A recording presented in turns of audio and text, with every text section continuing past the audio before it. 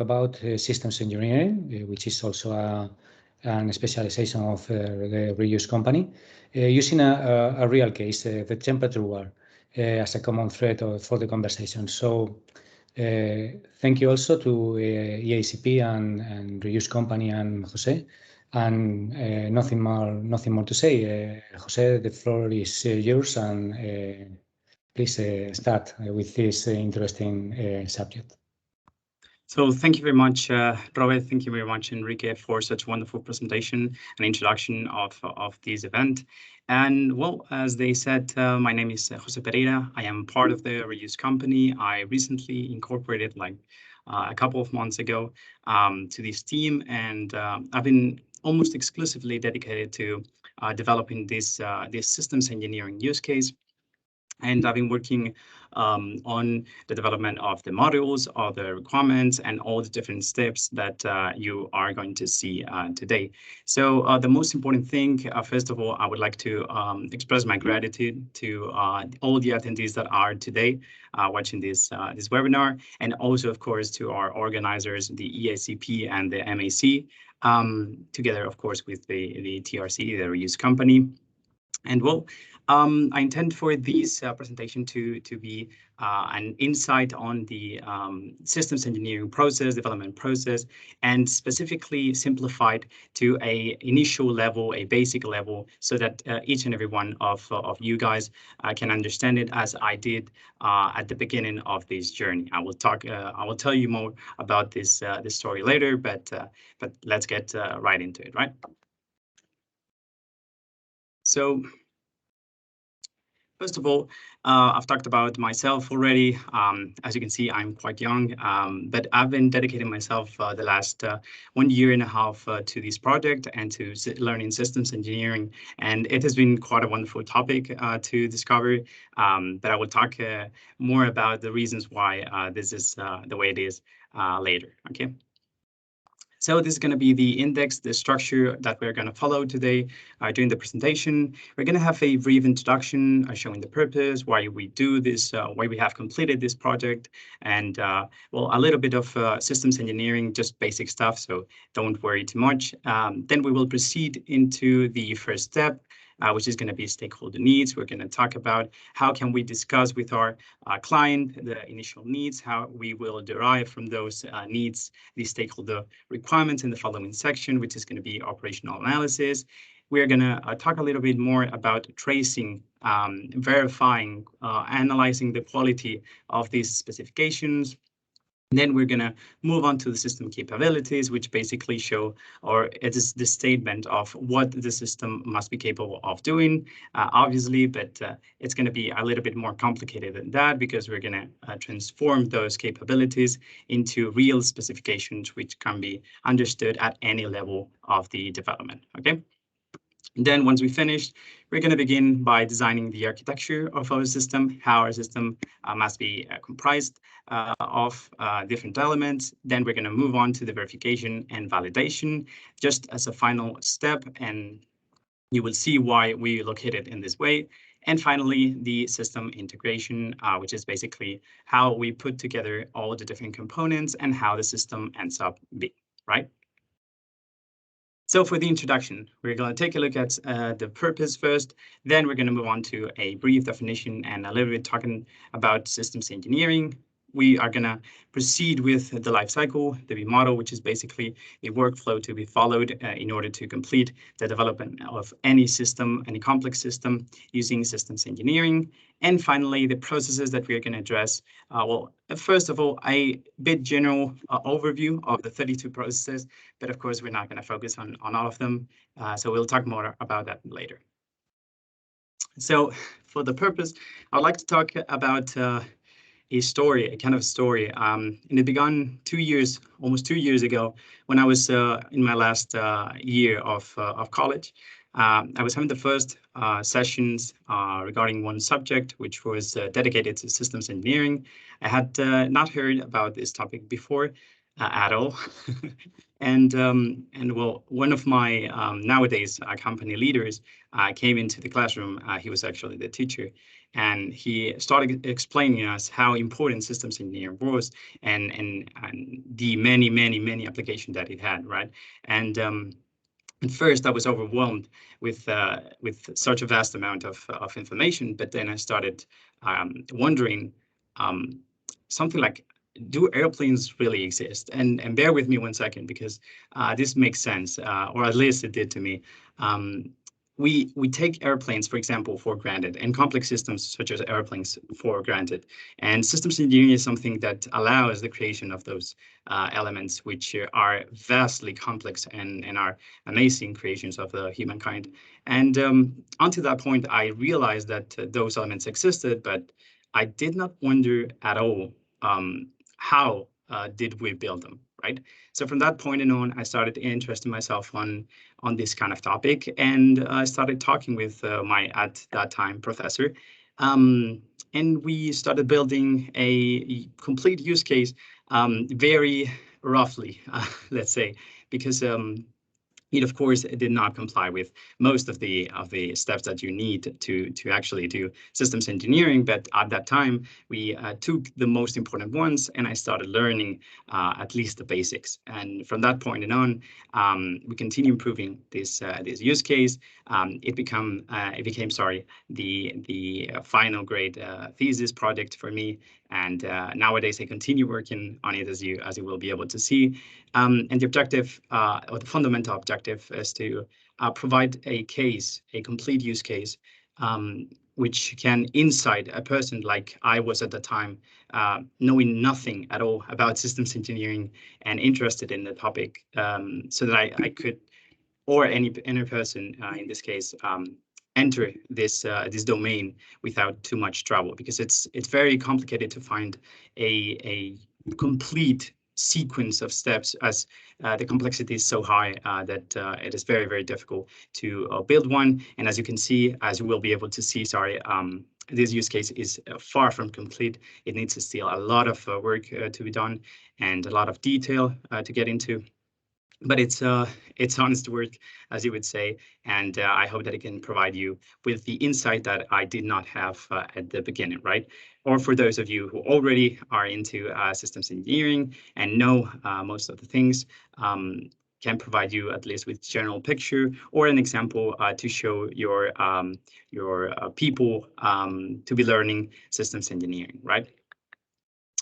So basically, systems engineering can be defined in many ways. If we go to INCAUSE, which is the standard, the international standard for systems engineering, we can see that it's basically the development of the multidisciplinary development of complex systems. But let me give you the definition that stuck with me the most at that time.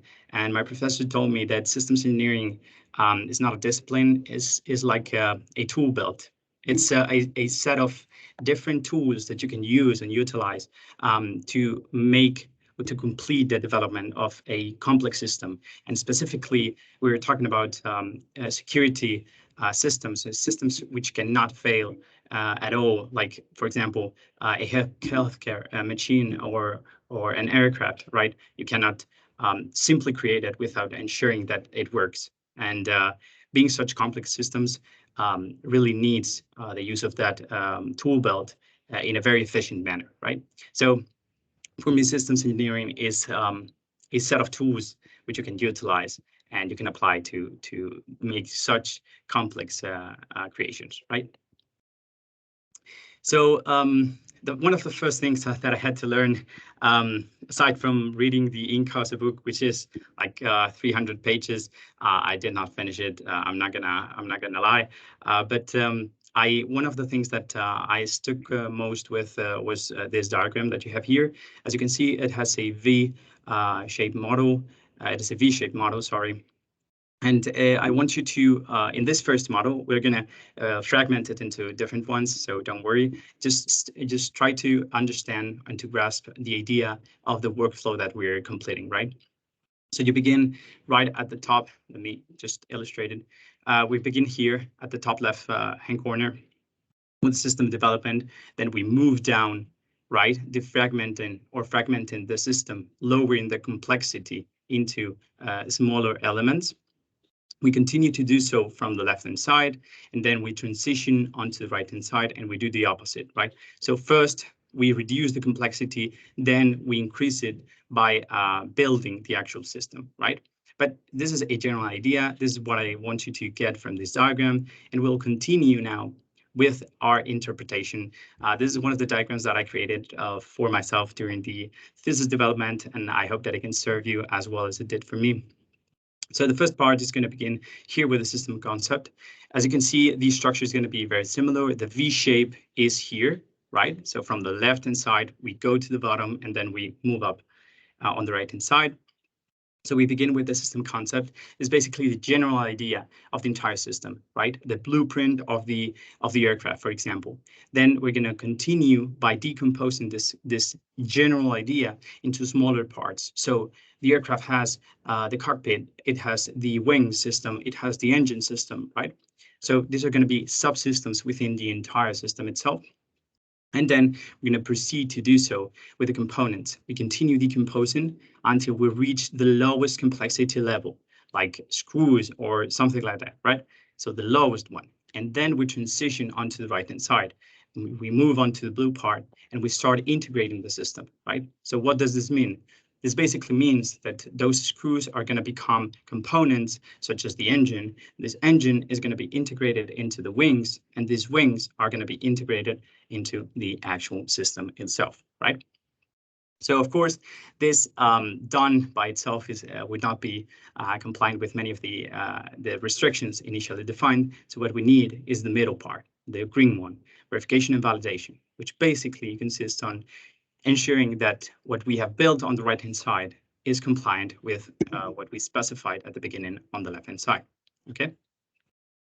We're going to take a look at this practical example. In this example, what you can see is exactly what we have talked about in the two previous slides. We have, first of all, the blueprint of the aircraft, and this is basically the part where we define the requirements, the models, so on and so forth. And then once we have the general idea and the general specifications, we move on to the subsystem of the wings. Once we have the subsystem of the wings defined and designed, we move on to the engine. And finally, we move on to lower complexity level components, right? Once we reach those components, we start integrating and building up again from those low complexity level components until the engine. Then the engine is going to be built into the wing subsystem and finally into the actual aircraft, right? But throughout this process of building and integrating, what we do basically is verify and validate against the initially defined requirements, models, specifications, and so on and so forth, right?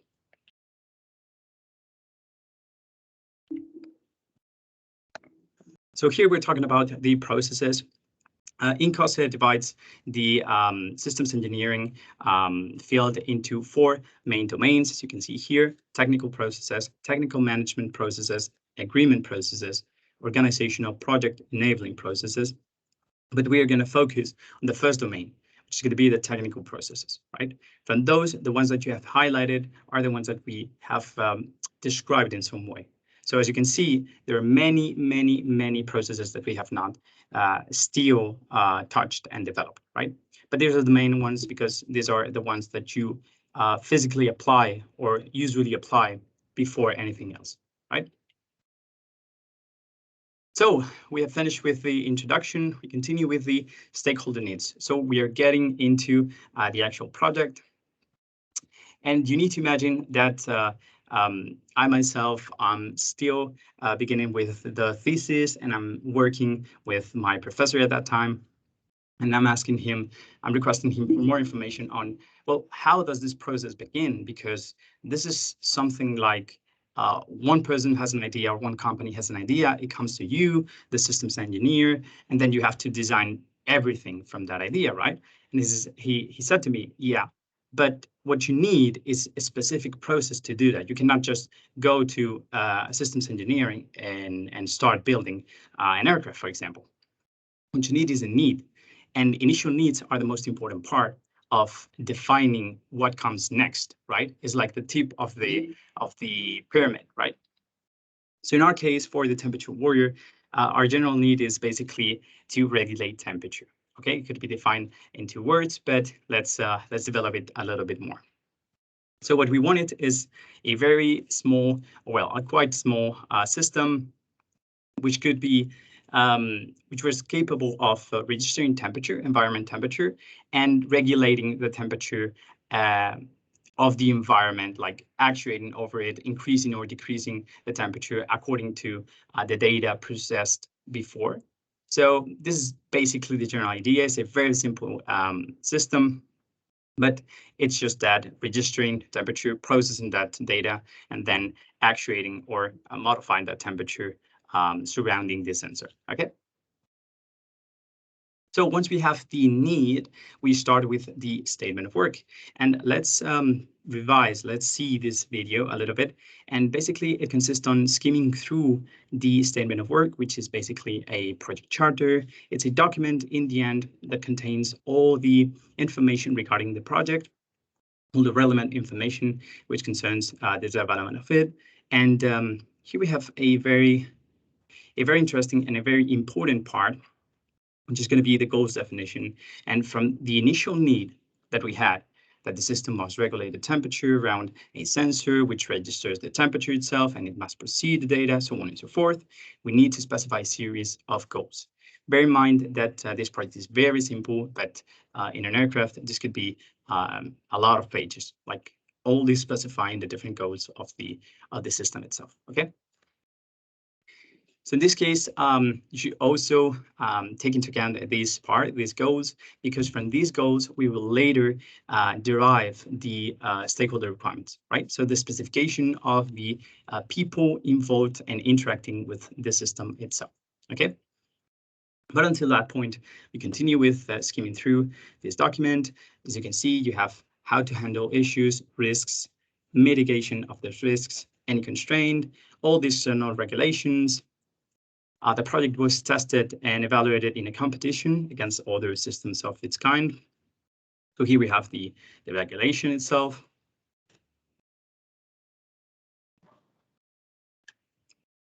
Also material, any kind of restrictions that we had at that time.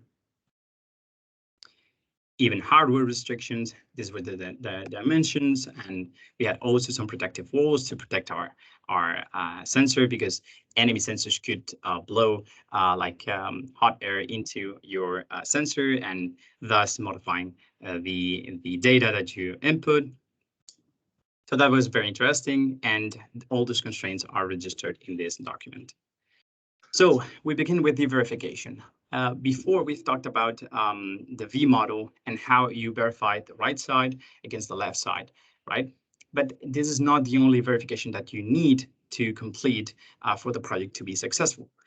Also, on the left-hand side, this is something that it took me a while to understand. On the left-hand side, when you specify a set of requirements, for example, those requirements are not the truth. They need to be evaluated. They need to be verified against a standard, in this case, or in most cases, against a quality standard, right? So for the statement of work, despite being only a document, you also need to verify that document against a series of regulations or standards.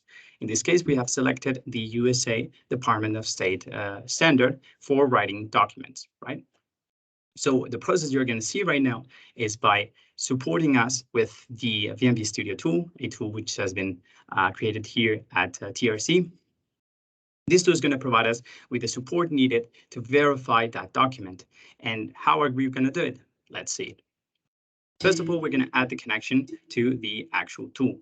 This connection is going to allow us to bring the data, bring the information from a document. In this case, we have created an Excel document, a very simple Excel document with only one statement, one row, which basically specifies that the statement of work shall be compliant with the evaluation of statement of work checklist standard of the USA Department of State. Okay, that's the only content that this document has. And you would say, why would you do this? Because what I want to verify is the concept of the document itself. And how am I going to do it? let's take a look. Sorry. So the first part is going to be creating a verification action template. And what is this? A verification action. Let's take this topic part by part. Verification action is basically an action that you perform to verify the element that you want. In this case, we want to verify the document. So we're going to create a specific verification action, a process to confirm or deny whether or not the product is compliant with the standard that we want. Okay. And the part of the template corresponds to the fact that these verification actions, sometimes you want to apply it to more than one element, to a set of 50 or 100 elements, or even 1,000 elements, and you do not want to be assigning one verification action to each element, right? So you want a template which can be assigned to the whole specification, and that's it. And you don't have to do anything more. Just verify these elements, okay? So for the creation, let's continue. Okay, we're going to select basically an inspection because we're going to revise the document, skim through the document, and see whether or not we are successfully compliant with the checklist, because we're going to include a series of questions by the US government, Department of State, which state whether or not our document is good or it needs improvement. Okay. So our expected evidence, this is additional information which can or cannot be included. It is recommended, so you know what is basically going on in this verification action. So here we import all the different questions, we save them, and we assign this template to our verifiable item. So in this case, to the specification that we have created. We click complete the checklist. Here we have all the questions with the possible answers to be filled in. Okay. So let's begin with the process. We basically start checking our document, our statement of work, and answering the actual questions themselves. Okay. So as you can see, most of them are good and compliant with what we have expected the document to. But we also have some of them which are marked as not applicable, which are the ones represented here in blue. A 6.25% of those are not applicable. So if it does not concern our document, or it cannot be applied to our document, then there's no problem. We only mark it as not applicable, and we continue. The evaluation is not going to take into account those not applicable answers. We have one answered as no because we did not comply with it. And as you can see, we go directly to the document. Imagine we are lacking one subsection, and that's it. Then we answer it as yes. And as you can see here in the verified part, before what we had is suggested no. And once we reevaluate, we are suggested yes, because all we have is questions answered as yes and not applicable. Okay. Now, we can accept the suggestion itself, and we have it yes. This is going to be the entire process for verifying. Okay. So now let's recap a little bit. We have our general need, from which we have derived our goals specifically, and we have our statement of work to include and to comprise all those different sections regarding the constraints that we need for the project. And what we have to do now is basically derive from those goals the stakeholder requirements. So first of all, stakeholder requirements, and then physically trace those elements together, right? Because it is important to have a kind of track of which requirement belongs to which, or has been derived from which goal, okay? So that if we have a problem and we have an issue to be detected, we can backtrack to the initial goal and see what the problem actually was, okay? So first of all, stakeholder requirements. This is going to be very simple. What you have here is one of our templates, and this is an MS Excel template. As you can see, it's very, very simple. It only has different columns with a header in each one, indicating the most common attributes that we are going to map with our tool. Okay. So the ID, the title is optional, for example, a description, which is the actual requirement, who is the author of that requirement, which type of requirement we're talking about, creation date, and last modification date are the most important ones. Okay, so we begin our specification. And as I said before, what we are doing here is basically from each one of the goals, we define what the stakeholder expects from our system, okay? So in this case, shop capable of maintaining the environment temperature within the previously defined ranges to its functional release. If any of you knows more and is more into requirements, you'll notice that these requirements have usually a lower quality, of course, than the technical ones, than the system requirements. And this is due to the fact that they need to build a bridge between the customer or the stakeholder itself and the technical part, right? So this is going to be the middle step in between a very precise, very specific set of requirements and the general goals and needs, which are very abstract, okay? So fast forward a little bit, and we will have all the specification completed. So this is the first step that we need in order to, of course, trace them, okay? So we're going to trace now our stakeholder requirements with the goals that were initially specified. And how are we going to do this? We're going to do this by the support or using the support of our Traceability Studio, which is also a software tool created here in TRC. But the main idea is to physically link those elements so that we have a visual representation if we have any issue to go back and to see where's the source or the root of the problem, okay? So here, as you can notice here, we have already the connection of the previous example. Once we created the connection with this Excel file for the statement of work verification, all our suite tools are connected between themselves so that we already have the connection here, okay? What you're going to do is basically connect first to our statement of work, because what we want to extract is the set of goals that we saw before. And in order to do so, we're going to apply here a little bit, filter, which basically allows us to, it's a piece of C# code, which allows us to extract those goals and to input them directly into the tool, okay? This is something that we can prepare, so it is very, very simple. Okay. Let's fast forward a little bit. So statement of work goals extraction is going to be our filter. And we're going to complete the connection. Here we have it. Okay. And we're going to add the second one involving the stakeholder requirements that we just specified, right? That MS Excel file. Yeah. We create the column mapping. This is what I was talking about before. And this is why we have a specific structure within the Excel file to ease this process. But there's no issue, because if you would have, imagine you have any other kind of template, then you can physically or manually map those columns with our tool ones. Very good. So once the mapping is completed, we have both connections, and we're going to move on to the first we're going to connect, and then move on to the traceability module. We're going to create one, and this is going to be basically the folder, let's say, where we have these traceability, this set of traces between both sides. Okay. Here, I wanted to go back a little bit, and this is the name, of course, the identifier.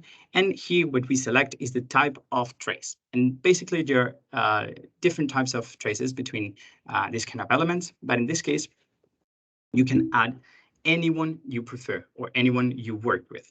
In this case, we are selecting derives because, as I mentioned previously, what we are doing is deriving from the goals to the stakeholder requirements. So we select on the one hand, on the side that we want to extract from, or from which we are deriving in this case, the statement of work. We select it on the left, and on the right, the specification of the stakeholder requirements. Once it's loaded, you will see here that if we go to traceability panel, we're shown not the entire content of the Word document, but only the specific goals that we are interested in. in. Because in the end, what we want is, once again, to trace goes against stakeholder requirements. Very good. And now we're going to manually trace, we're going to select manually the different stakeholder requirements which belong to each goal itself. Trace elements, and you will see here on the bottom how the trace is completed. Okay, and now it's the most interesting part, and this is why we complete this process, right? If we go onto view, for example, here on top, yeah, and we select the source and then selection itself, you can see that as soon as we selected this option, the first goal was selected, and automatically all the connected stakeholder requirements were highlighted. If we move on to the subsequent ones, the same happens.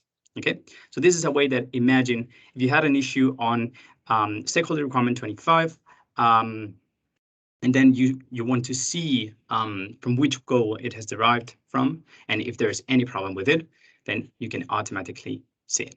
Okay. Let's continue then with the system capabilities. In this part, what we're talking about is basically the specification in a higher level of detail regarding, well, what the system must accomplish, okay? And then for the second section, what we are going to do is basically a quality analysis of this kind of requirement. This quality analysis is similar, is equivalent, or the idea is the same as we talked about before when trying to verify. If we are still on the left-hand side, we're specifying requirements, for example, for our aircraft or for our wing subsystem. We want to analyze the quality of the requirements so that if we move on to the next level, those requirements are ensured to be compliant with any kind of standard that we expect it to, right? So let's begin with the specification of the system requirements. This is very simple. It is very equivalent to the process that we have talked about before, but in this case, we're going to do it in doors, okay? So stakeholder requirements, we did it in MS Excel, and now we are creating a project and a set of modules corresponding. Here it's interesting because they correspond to not only the system requirement specification, so the specification of requirements concerning the entire system itself, the entire temperature warrior, but also the different subsystems within it, right? So here you have them, okay? Here you have them, and as you can see, we have a control subsystem, a management subsystem, a power subsystem, a temperature actuation subsystem, and a temperature registration subsystem, as well as the entire system requirements. Okay, so this is one thing that is very important when you're talking about this level of requirements. It is very, very, very crucial to separate the different specifications into the corresponding modules. Okay. So let's begin with the temperature warrior system requirements. Let's move on to, okay, shall be able to, okay. If we proceed with this specification, this is very straightforward. We have the complete specification. So now, once we have the requirements for the system itself, what we're going to do is, as we mentioned before, is to basically analyze the quality of those requirements, okay? This is something usually done in this kind of level of precision, because in higher levels, as I mentioned previously, the stakeholder requirements can be a little bit more abstract, and analyzing the quality can also be done, but the metrics required to do so are a little bit more flexible, right? And it is harder to strictly evaluate the quality of a higher level of abstraction requirement. So for this case, what we're doing is basically evaluating the requirements, the specification against a set of quality metrics. In this case, we're going to be supported by the RQA Quality Studio tool. Here, the same as before, as we did with the MS Word document and the MS Excel file, we connected them first. In this case, we're connecting to the project, the doors project. We have it connected, we input the credentials.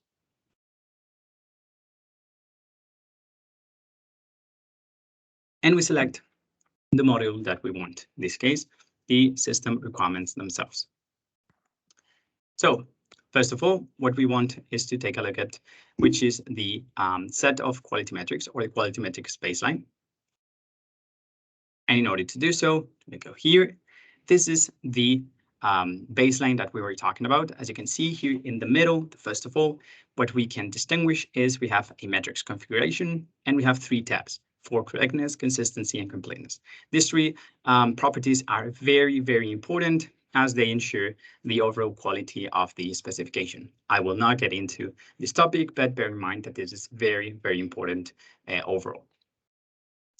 In this other section, what we have is a list, a complete list of all the different metrics that we have assigned to this baseline or assigned within this baseline.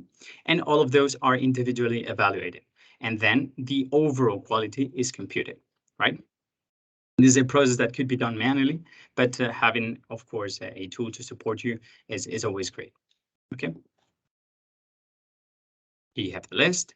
And here is for the parameterized metrics, those which by natural language processing evaluate the specification and the elements, the terms within, and the structure also within the specification. And they can give you or provide you output, numeric output of whether, imagine this metric is identifying the number of shells that you want to have in your specification. Well, the number of shells must be 1 at all. So no more than 1 shell terms are allowed. In this case, how does the tool identify whether or not a sentence with 2 shells is good or not?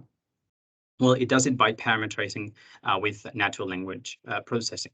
It identifies the first shell and it goes into this range. So it's between 0, including 0 and 1, and then it moves on to the next one. Once it identifies the second one, it's going to go into this category. So it's going to be, instead of 3 stars, it's going to move down to 2 stars. Okay, it's going to provide you feedback with the reason why this evaluation has been provided, or this result has been provided. Okay, if it were to happen that a sentence would have 3 or 4 shells, then we would have 1 star. Okay. So what we are going to do basically now is going to evaluate the whole specification. Okay, so we assess the entire specification with the CCC, but we're going to focus on correctness first of all. So if we double click on it, on the specification, what you want to do here is you want to analyze where is the issue. If we did not have any tool, what I would do, or what I did back in the day, was to, after my professor notified a mistake or the quality approximately of the mistake, I would revise each and every one of the components until I found what is not matching with the, for example, the INCASA quality metrics, right? And in this case, I would hopefully detect that it was be able to, and I would remove it because it is a superfluous infinitive. The advantage of this tool is that when I input this requirement, it basically shows me and addresses me where's the problem. So I can simply remove it. I have here the entire set of metrics. And once I reevaluate, as you can see, this has gone from 1 star to 3 stars. Okay. And the idea is to continue this process until we have this, the entire specification with 3 stars quality. Okay, so that we can move on to the next level. This next level is going to be consistent basically on defining the architecture. So once again, we're going to do a recap. We began with a general need. We moved on to goals. We derived from those goals the stakeholder requirements. And from those stakeholder requirements, we derived the system requirements, which are basically the capabilities or the functionalities that the system must be compliant with. Okay, so now from those system requirements, what we want to define is which is going to be the actual architecture and the structure of our system. And we're going to do so by following overall these different steps. Okay, so the first one is going to be generating a few models, which are going to allow us for visual representation of the different components and subsystems that we want. Then we're going to move on to subsystem requirements, which is basically a specific requirement specification concerning, in this case, is going to be the control subsystem, which was one of the models that we previously defined during the system requirements specification. Okay. And then we're going to synchronize those requirements because we are going to be working with Capella as our modeling tool. And once we define our model, we want to specify, imagine, I wanted to specify the set of requirements for this control subsystem, and then synchronize those back to doors where I had my initial system requirements defined. Okay. And finally, once again, traceability, which is something, by the way, that must be done in each and every one of the phases. So we have done it from goals to stakeholder requirements, but it also should be done or must be done between stakeholder requirements and system requirements. Okay. In this case, we will take a look at it from the system and subsystem requirements perspective. So first of all, model generation. We're within the Capella tool. If you're already familiar with this tool, then you will be more than at home. And if you're not, it is basically a tool which provides you with the support to generate models regarding the entire development of your project. So as you can see here, the phases are very similar. We start with the operational analysis, and this is to bear in mind because modeling is not only applied at the lowest level or at the technical level, right? Modeling can be applied at the highest level by simply specifying, as in our case, the actors, the people involved, the stakeholders, the people involved in the interaction with the system. So in this case, for our project, for Temperature Warrior, we have mainly three, and these are going to be rival systems, which are basically systems of its kind, which can, as I mentioned previously, can attack our system by changing drastically the temperature registered by our sensor. Then we have the administrator, which is going to be the person responsible for inputting the configuration parameters and checking that everything is according to the expected parameters.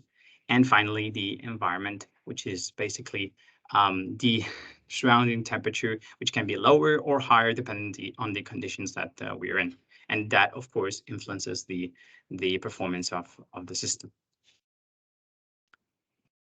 Okay, so once we defined the different actors, what we move on to are the capabilities associated with those actors. So basically, this means that with regards to each actor, we have defined what does our system need to do, or what is our system forced to do in order to function properly. Okay, so against our rival systems, our system must be capable of course, defending itself or receiving an attack. Okay. For the administrator, it must provide him with information, so in this case, display data, and also allow the configuration of the actual system. As you can see, these capabilities are very abstract, very high level, because we are yet in the operational analysis stage, right?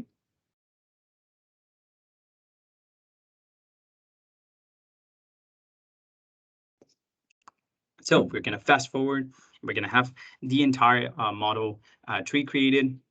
Don't worry, it's going to be a quick revision. So these are the two first ones that we have already created. And now we move on to the system analysis, in which we basically have three different diagrams. The first one is going to be including now the system and how it connects with our different actors. It's more representational diagram than of thing. And in this case, these are the system capabilities. And as we have moved down a abstraction level, let's say, we have now another level regarding the capabilities. So we have increased the precision in terms of defining, in this case, for example, receiving an attack. So now the capability of receiving an attack involves or includes managing the temperature increase and managing a temperature decrease, right? So our system needs to react differently according to whether we are drastically increasing the temperature, or we are drastically decreasing it, okay? The same applies for the rest of the capabilities, but I do not intend to get into too much detail in this section, okay? So once we have describe better our capabilities, we start with the functionalities, our functions, our root functions. In this case, as you can see, one of them is regulate the system modes, because we have different modes according to the situation that we're in. Register the temperature, display information, control the temperature itself. And once again, this is a very abstract level, so we continue to have specifications very broad, let's say. Move on to the logical architecture. This is getting now interesting, because the first thing that we have is the functional breakdown. So all those general functionalities are now specified and increased in level of detail. Okay. So you can see this is continuously a progressive work. And in this case, we're going to have the logical architecture itself. As you can see from the requirements, we have extracted our different subsystems, which we already have seen in the part of the system requirement specification. But we now also have our next level of elements, which are going to be our components. So we have our system, our subsystems. Let's organize it like that. And then we have our little components, okay? This is still logical architecture, which is very, very abstract. Now we're gonna move it or increase the precision. And in this diagram, what we are basically doing is to represent and visualize the different elements. Where do they belong? And not only that, but also allocating different functionalities that moved us or made us create those components, right? So I need, for example, the functionality in my system to register the temperature. So I need a temperature registration subsystem, and specifically, I need a sensor in this case, right? The same for the management system, information visualization, I need. Then the functionality associated with it is display information, of course, okay? Yeah, here we have the specification tracking through the different sections. As you can see, the functionalities can also be included within subsystems. And this is the complete state diagram of the temperature warrior. And of course, this includes the different modes we were talking about before. So we begin the initialization, then we move on to configuration mode. The administrator inputs the parameters, and if they are wrong, we go back from the validation mode. If not, we move on to the ready. Then from ready, we access the combat mode. And finally, the post-combat mode, which is basically providing the results obtained throughout the competition, right? It's very simple, but state diagrams like this are very, very useful to visualize, which is going to be the dynamic. Because the previous logical architecture diagram was static, it showed how the components, these are the components of the system itself, right? This and these are the components. But this is the part, the dynamic part. This is the behavior of the component of the system itself, right? This is as important as which components are going to be involved, okay? Very good. So we move on to the next part. And this is going to be the final one, which basically resembles the physical structure that our system is going to have. And as you might notice here, we now do not have any kind of configuration system in the yellow boxes, because the yellow boxes are the physical components, the physical elements themselves. And in this case, what we have are the actual names of the elements, right? The Arduino, the client's graphical user interface. Now it's a Peltier plate that, if you do not know about this kind of element, is basically a plate which allows you to decrease very, very fast the temperature on the surface of this plate. And it's very useful for our temperature warrior.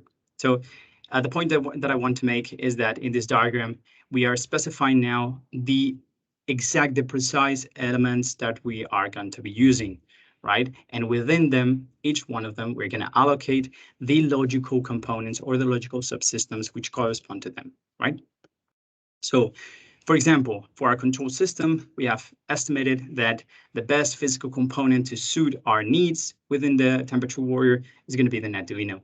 Arduino is a cousin of the Arduino, which is far more known in my opinion, but basically this is the idea, right? So first of all, you allocate here the functionalities within the components, and now what we are doing is basically allocating those logical components in the physical elements, so that we have ensured that each and every one of the logical components has its application on the physical and real world, right?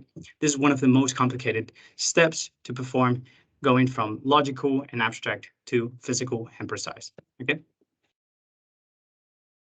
So here we have a brief comparison. As you can see, the control system is here, configuration system is here, which is going to be this component right here.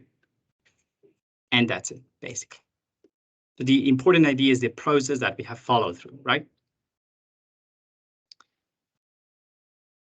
So we go on to the next part with the subsystem requirements.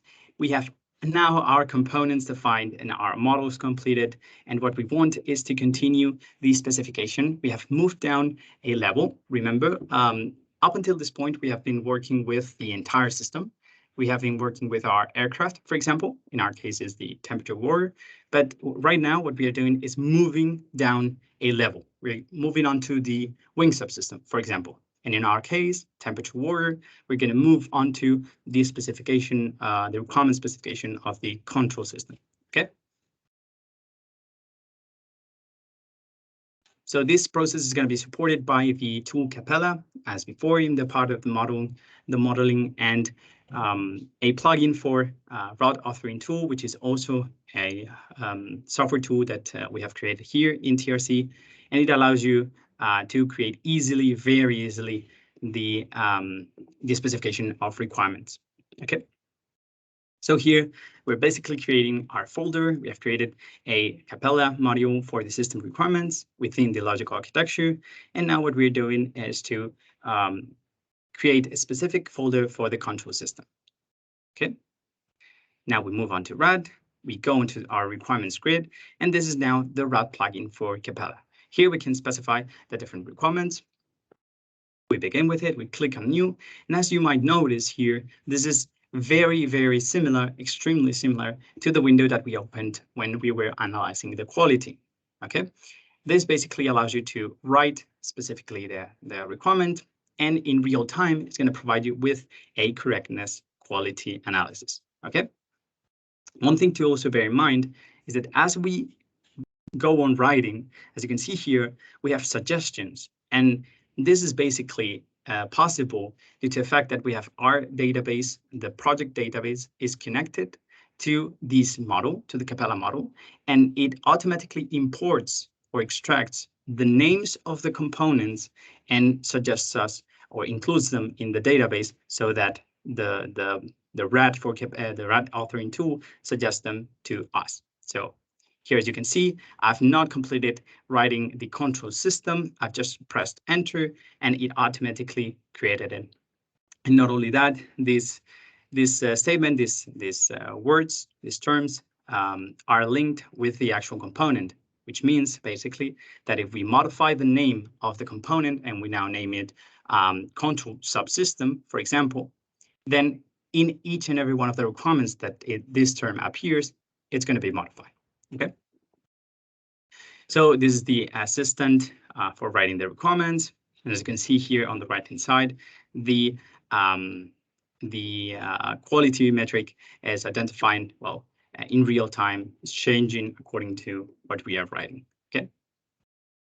We continue the specification. In this case, we're not so much interested for now regarding the quality of the requirements. We're more interested in having completed the specification itself. Okay, to fast forward a little bit. And we have the complete specification. As you can notice, this is not only applying to control system, but also to the other components and subsystems within the model. Okay, even with the modes that we had in our state diagram. Okay, so if we close here, we will see that if we open the folder, it is automatically synchronized and we have them there. Okay. Very good. So now we have completed the subsystem requirement specifications and we want to synchronize them back. I'm working on my model. I write my requirements and I want them traced back to or moved back or synchronized back to doors. Okay. So in this case, what we do is basically opening the module synchronization window. And on this side, I want you to take a look at it and see that this is the Capella connection, which is going to be the master, because this side is going to be 1, this is side 1. And this means basically that the master side is the one that is going to move the information to the other side. Okay, in this case, this is the Capella one. Now we're going to connect to doors. We're going to complete the exact same procedure that we did to connect before with doors. And to the product specifically, we input the credentials. Okay, we select a project. Very good.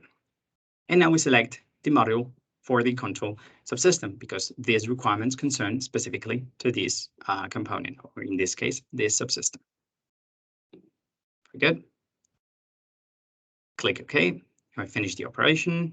And now we're prompted with this window. In this window, as you can see, we have the master, which is the requirements, which contains the elements, the requirements on this Capella module.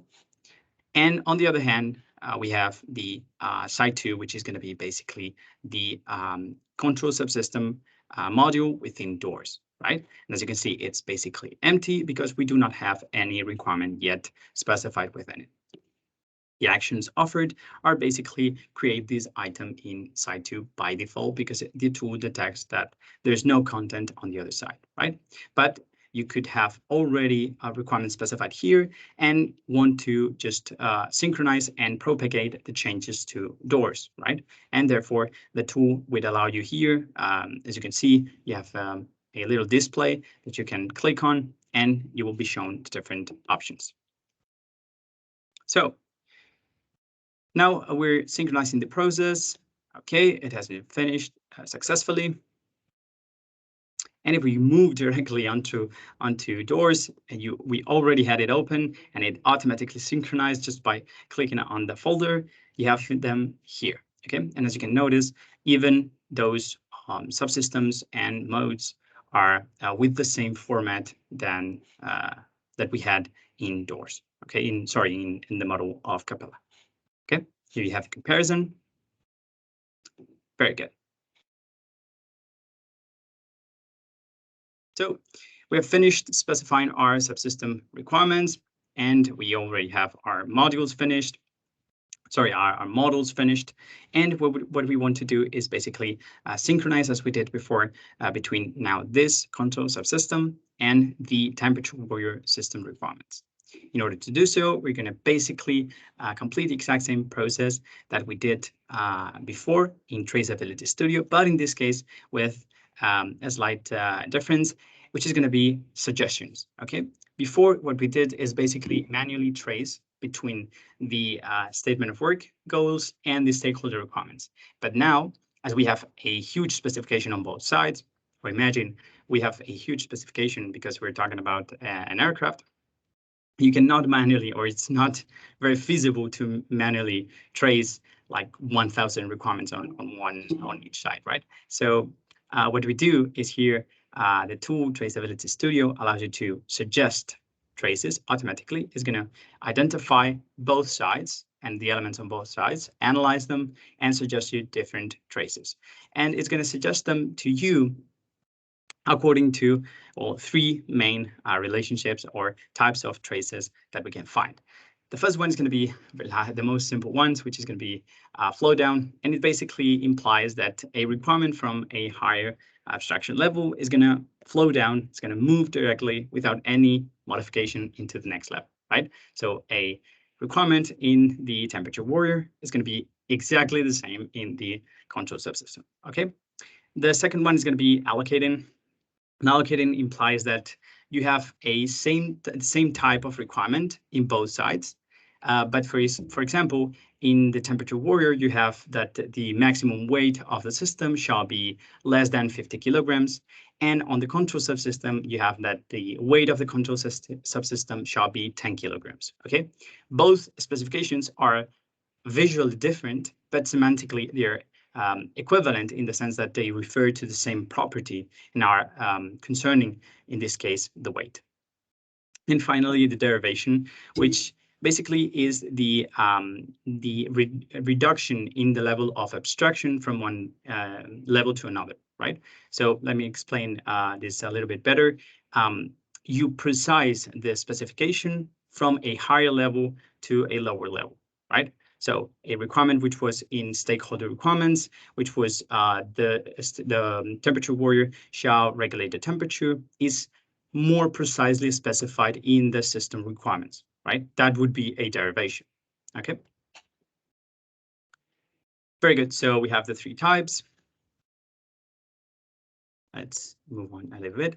And what we're doing here is basically configuring the automatic suggestion of traces. So we want them to, the results we want to be displayed are basically those which are identical, 100% the same, okay? This can be, of course, regulated. And if we lower that bar, the amount of requirements we, or traces that we would obtain is larger, but the requirements would not be identical, okay? This allows you to very easily identify the flow down requirements, as we have explained before, that they're exactly the same in both sides.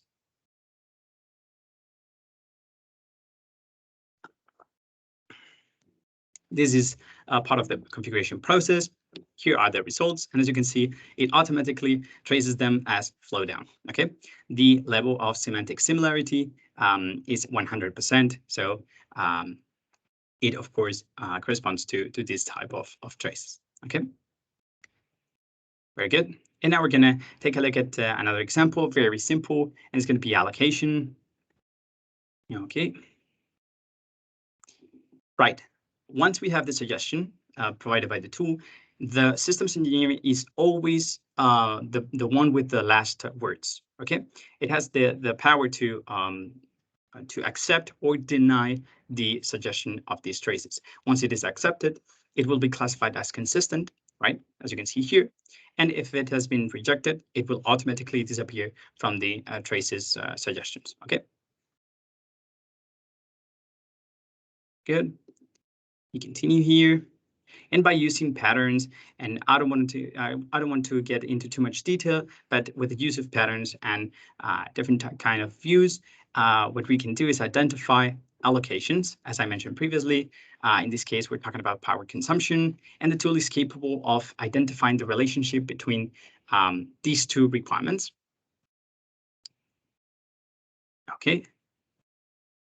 So in this case, we're talking about weight and weight. For example, the temperature warrior shall weigh less than 50 kilograms, and the control system weight could be 450 grams. Okay. As you, for those of you that know a little bit more about requirement specification, you might have noticed that this specification has some quality issues because could is not a good word to be used. It should be instead, or it must be instead shall, okay? So this view allows us to compare and contrast between the different requirements and to finally make the decision of whether or not we are accepting this trace or not, okay? Very good. Yeah. This is the parts regarding the pattern involvement. But for now, I just want you to grasp the idea of tracing is very, very important, and tools like this can provide you a lot of support when dealing with huge amounts of requirements. Okay. So we're moving on to verification and validation. What we're going to take a look at is a very simple example of simulation itself. So let's jump right ahead. And in this case, we are also being supported by one of our tools, in this case, the VMV Studio tool. We have seen it previously on the verification of the statement of work. But in this case, what we want is a quite different approach because the technique is going to be simulation. And what we are doing now is I want to provide you with the context. We are on the right-hand side of the V model. And we're finishing. We have already built our system, and we're trying to test it, and we're verifying from the right-hand side to the left-hand side. And what we want to do is basically ensure that the results that our tool, our simulation tool is providing us, which are dumped within a MS-XO file, for example, are corresponding to what we expected, right? So imagine we expect the results to be between a boundary of 10 and 30 degrees Celsius, and we want to ensure that. So we can use VMV Studio tool to do exactly that. So we select a technique, in this case, simulation. And for the method is going to be custom code, because we're going to include a piece of code of C# code, which allows us to connect to the Excel file in which we have the results, and in real time extract the data that we have been provided with and evaluate whether or not it is between the boundaries. Okay. So filling in the information regarding the objective. Okay, what we expect as the evidence, and which is the activity to be performed. Okay, pretty good. So this is our requirement, and when the system is in inactive mode, the temperature shall be between 10 degrees Celsius and 30 degrees Celsius. Very good. What we are talking about here is that the results must be within those boundaries, and if they're not, we want to be warned, and we want to obtain feedback regarding it. Okay. Okay. This is part of the tools configuration. So we're basically setting the number of expected wrong results, which is 0, of course. Here, as you will see later, we are going to obtain the feedback that we were talking about regarding how many and which were the values of those iterations or occurrences which were out of bounds. And we expect them to be 0. Okay.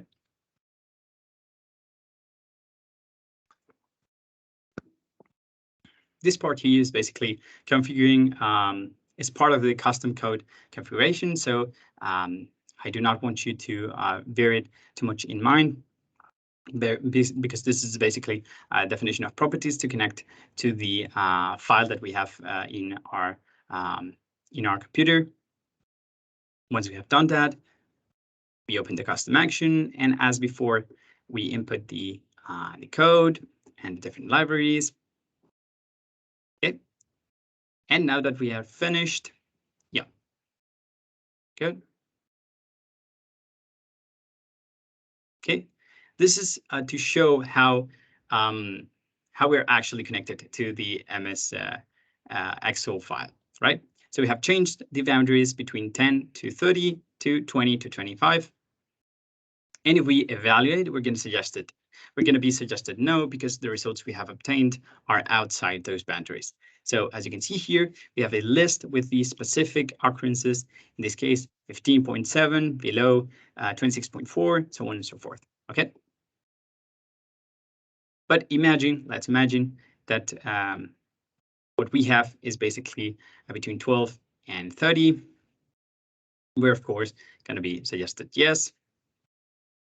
And in this case, what we are going to check is, as you can see, here the values have changed alongside the modification that we have done within VMV Studio. And this is due to the fact that we are connected by that custom code. So we now change them back to 20 and 25, and we reevaluate 20 and 25. Okay, so we're extracting these values, these 8 occurrences for the temperature specifically, and we're evaluating whether or not they're within the boundaries. Okay. Just a couple of comments here. This is very important because when you're specifying requirements and verifying them, the tool can provide you with a suggestion. It can identify a requirement as, in this case, suggested no. But if for any reason you as the systems engineer decide based on evidence, right, of course, that a specification is actually yes, it is compliant with what you expect, then you can immediately or directly select it to be so. You can right click on the specification, okay, and you can manage the verification action and set the selected to yes, okay. And this is important because once the systems engineering has modified or has stated the actual and definite state of the requirement, it cannot be changed back. As you might have noticed here, if we even continue or try again to evaluate the requirement, the tool is not going to be able ever to override this decision, right? another human being, another systems engineer can go here, right-click on it, and set it to no if it's expected, right? But the person or the entity who has changed the value and the time at which it was changed is always registered, okay? And the decision cannot be overridden by the tool. This is important to keep track of the progress in terms of verification and validation. Okay, we have focused a lot on verification, but for validation, in this case, the support would be the same. Okay, so it would be completing the exact same process, but dedicated to, instead of ensuring that the system does the thing right, it's ensuring that the system does the right thing. Okay, so what the user or the stakeholder expects the system to do. Okay, this is basically a automatic record of the current state, and it shows us which is the percentage of verified, not verified, so on and so forth. Okay. So we proceed to the final section, and it's going to be the system integration. And what we have here is going to be very relaxed. So don't worry about it. It's going to be a show off of the 3D model and how the system integrated itself, those components from the initial goal that we derived at the stakeholder requirements. From those stakeholder requirements, we derived the system requirements. From those system requirements, once we had the modeling completed, we created the subsystem requirements and so on and so forth until reaching to the point of integrating, verifying against the left-hand side, and finally having the model or the system that you have in front of you. Okay, so this is a diagram, a 3D model of the actual system. And I'm going to show you a little bit a brief video of the actual structure of it within containing the different components within the box itself. And this is very interesting because it was quite curious the way that we thought in the moment that we could design the structure of the system, because until this point, if you might have noticed, we did not consider a wooden box to contain the different elements. And this is something that happens quite often. You reach the physical architecture and you notice that, well, the components need to be fitted within somewhere, right? Or a specific component needs to be placed here, or I have to bear in mind that the diameter of the different cables is going to be that, and they have to go through this part of here, which is not going to fit. These are all kinds of decisions that you that if you are not prepared from the beginning, they can cost you a lot. This is one of the reasons why traceability is so important, because now we could go back once we reach this state and we started deciding whether or not to have a wooden box or another kind of box, a metal box or something like that. We went back to for example, the goals or the stakeholder requirements and identify, oh, well, here there's a requirement specifying that it must be waterproof, for example. Or so the components or certain components must be within a kind of a structure, which is waterproof, okay? And another interesting fact is that, as you can see right now, the system is like cut off in the front. And this is not a mistake. This is actually part of the design, because we did not realize that we did not design a way to for the administrator to go and to actually configure and be able to interact with the components if it was needed, right? We designed it directly to be a wooden box, fixed and closed. And this is a huge issue for the administrator once it is in operation, right? So this is for you to bear in mind that these kind of changes are continuously happening. And even in the last steps of the process, you can find issues as big as these ones, okay? So thank you very much. And this is the end of my presentation. I will now head on to the part of the questions and the discussions that you might want to have.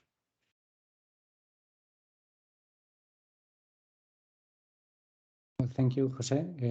We are now open to questions. If I'm not wrong, we have still doesn't receive anyone in the chat. Mm-hmm. So people who want to ask Jose something, please do not hesitate and be yourself to ask. Yeah, of course. there's any topic you want to discuss, if there's any curiosity, I could tell you a little bit more about how the development of this project has taken place, because it has actually been 1.5 years or so. And of course, for the presentation, I had to skip many parts, but there are many interesting stories throughout the development of this project. And I certainly hope that they continue to be, because this topic is quite interesting, but it's very, very complex. And it can be a little bit overwhelming at the beginning. I understand it. And for those of you who already have entered this kind of topic and domain, I just have respect for you, or even more respect for you, because mastering and dominating this topic is very, very hard, and needs a lot of investment, because each one of the parts could be infinitely developed. So yeah, if you want to ask any questions, any discussion. Mr. Randolph Isenberg has raised his hand. Yes. So thank you very much. Thank you very much. I can have a little question. Could you explain a little bit why we could not solve all this using Capella, Papyrus, or Cameo? So why do you not, in this system, only solve the problem from starting with the requirements and building all the systems? Maybe you can explain a little bit why you didn't do that. Okay, so I'm going to have to ask you a little bit, could you clarify a little bit which is the part that you want me to re-explain? Especially the first step of the requirement specification. When you start in Capella or Papyrus, you usually start with a requirement specification. So you did it a little bit another way around, and this was interesting for me. And maybe you can explain why you did it. That would be interesting. Yeah, of course. Thank you for the clarification. The approach was the result of actually the thesis, the final thesis work. So during that time, I did not have access to any modeling tool. Well, Capella is free, but I did not know how to use it. So I was running out of time in terms of schedule, and I had to specify those requirements in the most professional way that I could have.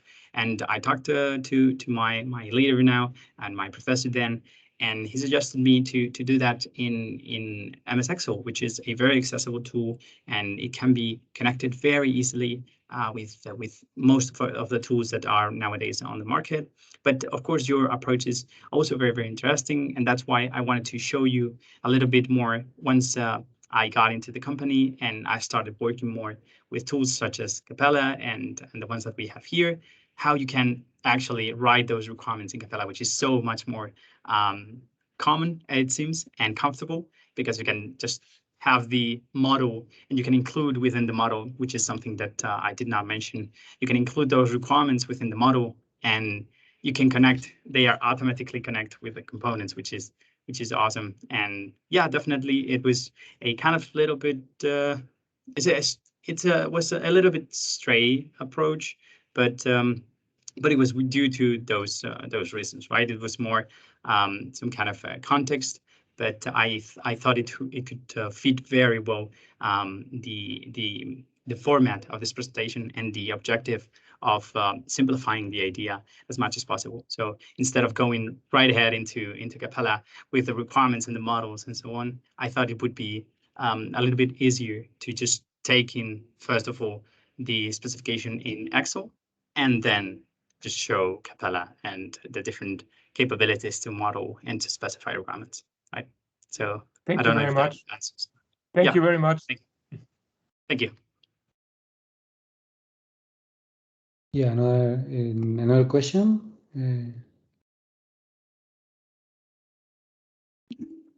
If there's no other question, maybe discussion, any part you want to clarify, or any, as you might have noticed, of course, I'm quite young, but I've been working for almost 2 years now in systems engineering. I still have a lot of work to do, but I have quite a few stories regarding the development of this kind of projects, because I was basically pushed into creating one from scratch, and I made a ton of mistakes the first time, a ton. And I still have the bad results in some ways of that initial start. But I think this is something that applies to systems engineering. The idea is to continuously improve. No matter how bad the initial draft is, you need to continue improving. That's something, of course, that high-tech companies do exceptionally well at the first time compared with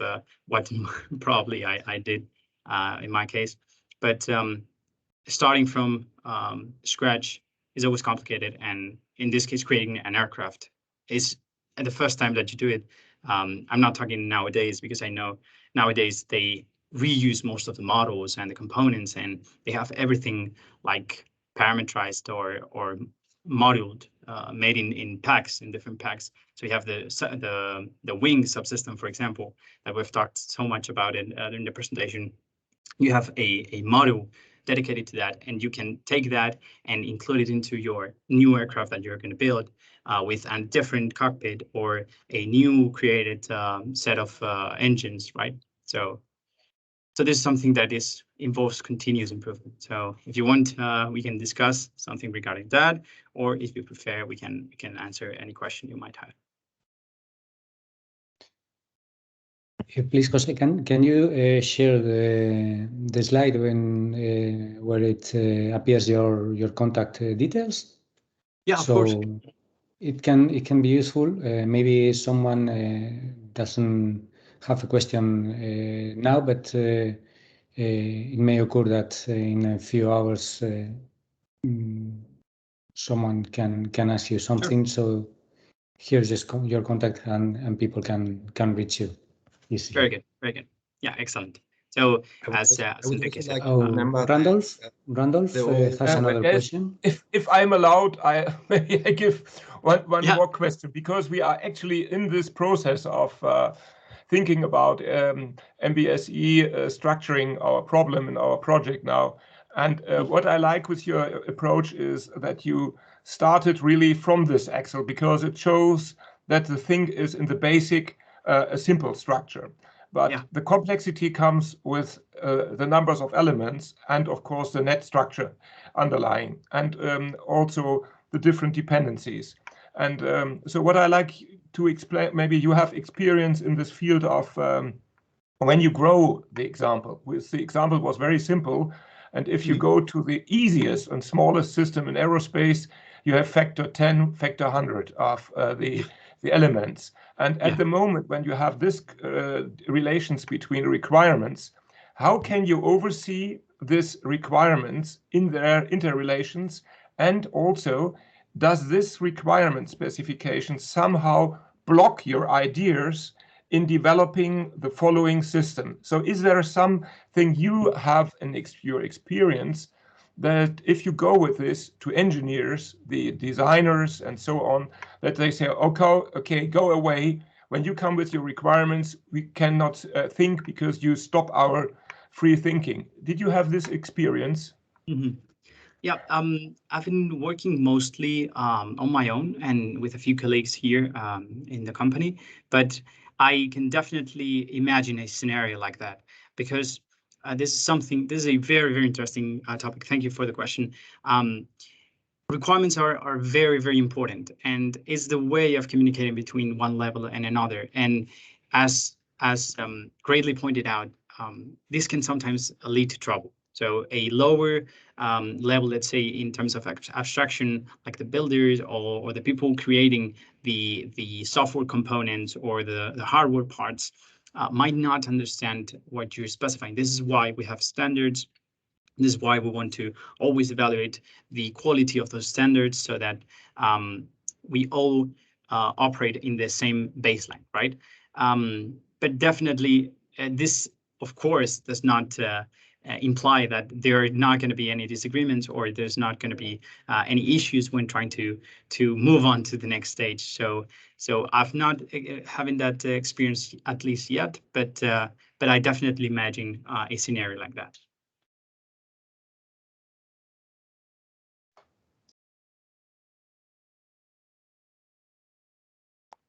Thank you, Randolph, and also Jose for question and answer. Mm-hmm. I don't know if there is any other person that want to participate or to ask something to you. In any case, all of you have the contact details of José Manuel in your screen, so you can contact him at any time you want to. I will leave you at the end of the presentation my email address so that you can directly ask me, and we can share details and comments on this topic, which is systems engineering, and of course the complete use case that we have presented today. Maybe you can share it in the chat. Yeah, I'll definitely do so at the end. Okay, thank you. And I would also make a brief reminder that the whole webinar has been recorded and that it will be shared at the end in the upcoming days with all the participants.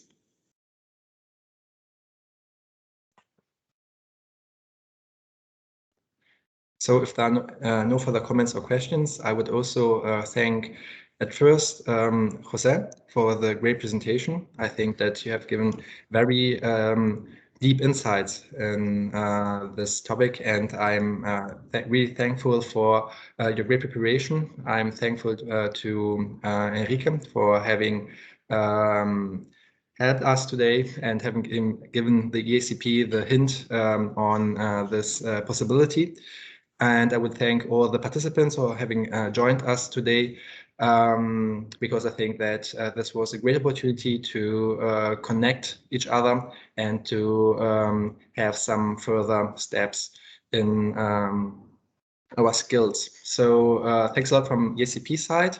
Have a nice Friday afternoon, hopefully, and have a nice lunch. And we stay connected. You will all receive an email with the recorded webinar in the upcoming days. Thanks a lot from my side, and enjoy the afternoon. Thank you very much, Robin. Thank you everyone. Robert. Thank you, José. Yeah. Have a nice weekend also. Yeah. Okay. So I hope that this presentation has fulfilled its purpose.